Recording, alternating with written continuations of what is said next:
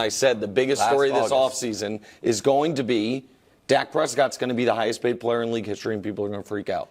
And that was right before we had a perfect Dak Prescott season for this exact conversation, which was his best ever regular season and arguably his worst ever postseason moment or game. And so here's the deal. Like, the Cowboys put themselves in this spot. They gave Dak Prescott a no-tag clause. They gave Dak Prescott a no-trade clause. And they keep borrowing from Dak's contract. So his current cap hit is $60 million next year. And if you're just like, all right, we're going to swallow it and deal with it and move on, the year after, it's $36 million for him not to be on the team.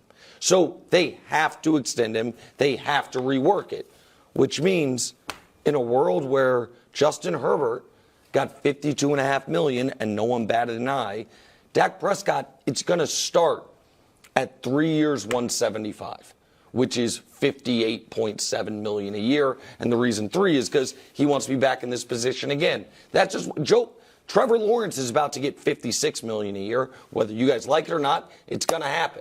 And in that world, Dak's going to get this, and people are going to lose their minds. And the Cowboys kind of have no options because it's really untenable to have him play on his current contract, and then you also could lose him for nothing. Well, I remember going back to 2020, we're in a pandemic, and everyone's sitting on these home shows, and to break the fourth wall, it's like, hey, we're starting the show with Cowboys. I don't care if you like it or not. We start the show with Cowboys, all right?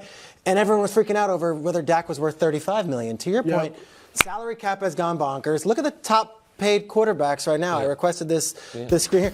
Look, guys, Dak is already 10th, and when he signed it at $40 million a year, everyone freaked out then. It's gone absolutely bonkers since. Jalen Hurts is making $51 million next year. Yeah, Dak will make 60. Dak is a very good quarterback.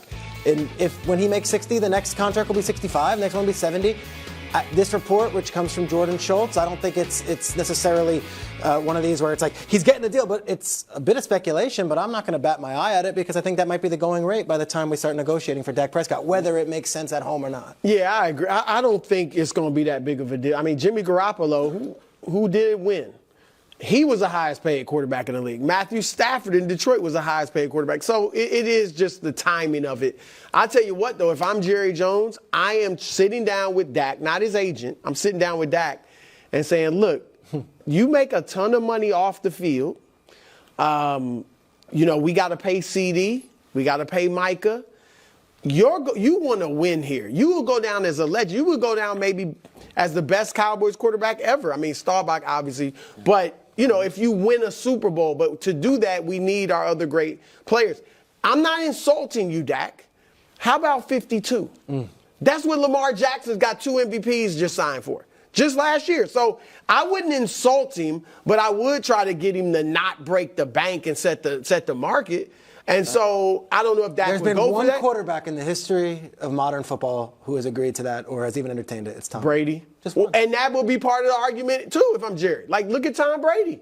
He did it. And so, again, look, Dak's within his rights. I'm not going to kill him if he says, I want as much as I can get. But if I'm Jerry, that's my first step. Let's try. Because Dak knows he didn't deliver last year. He probably in his mind is like, I do have to do it. He hears the teammates chirping, or at least their families.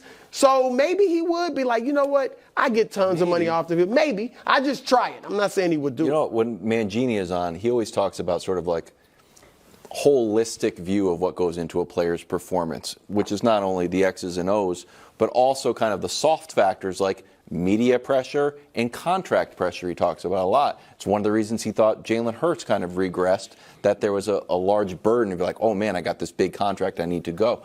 Do you think if Dak was the highest paid quarterback in the league, he would feel a little bit of an extra burden, like, oh, an interception. I can't throw an interception. I'm the best. I don't think that, because he's also, like, as Brew was referencing, Dak was already dealt with being one of the highest paid. I don't know if he set the record with his last one, but he did.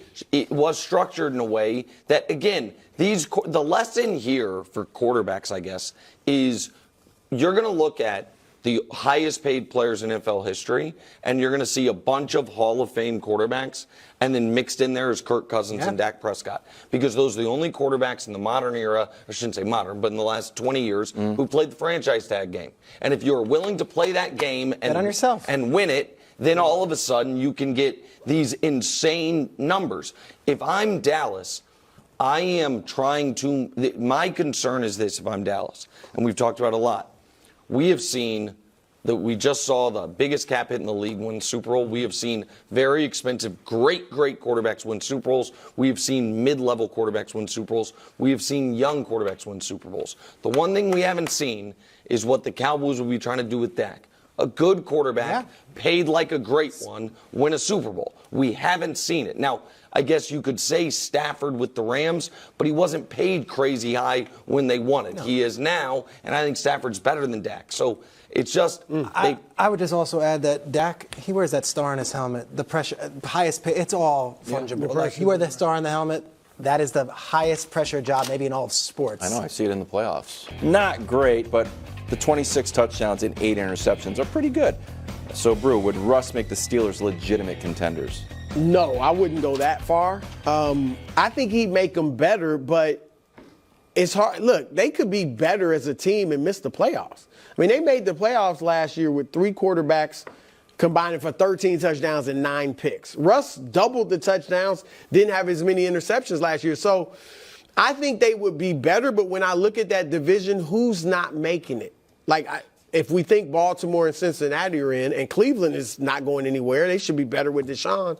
And then you're not getting 4, probably not even 3 teams in that division. So, but then again, how do you count out Mike Tomlin? So I like Russ there, but I don't know that it certainly doesn't make him a contender. I don't know how the Vegas lines work. I don't know what's the connection because Arthur Smith's the new offensive coordinator. He's never worked with Russ. Tomlin's never worked with Russ. Are we just throwing darts now? Because to me, it's Pickett was a first-round pick. Mason Rudolph took him to the playoffs. We've heard rumors that Tomlin really likes Justin Fields. Like, where do we get the Russell Wilson piece? I actually had the opportunity to speak to Russ last week at Super Bowl. The commissioner had a gathering, and I got invited. I got to go, and Russell's there, and Brady's there, and Peyton Manning's there. And Russ came up. We did the bro hug thing. We talked a little bit about the year, and I don't think necessarily it was as toxic as it seems in Denver. I don't see him necessarily being back in Denver, but I also know the financial, restrictions of getting a Russell Wilson. You got to pay this guy top dollar. You need to see. You got to pay him top dollar?